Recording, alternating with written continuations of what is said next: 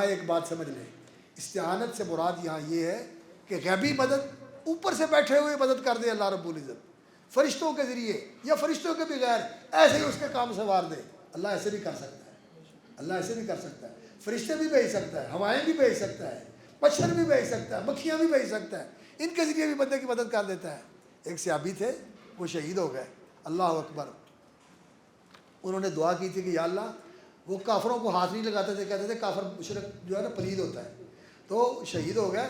انہوں نے دعا کی تھی کہ یا اللہ کافروں کو میرے جسم کے اوپر مسلط نہ کریں کہ میرے جسم کو وہ ہاتھ لگا سکے۔ بڑی کوشش کی ان کے قریب آ کے ان کے جسم کو نقصان پہنچانے کی، لیکن اللہ رب العزت نے ایسی مکھیاں بھیج دی جو ڈنگ مارتی تھی اور وہ سارے بھاگ گئے، اور اللہ رب العزت نے بارش بھیجی جس کے ساتھ ان کی میت جو تھی، ان کا جسد اللہ رب العزت نے محفوظ کر دیا اور ان کا ہاتھ نہیں لگ سکا۔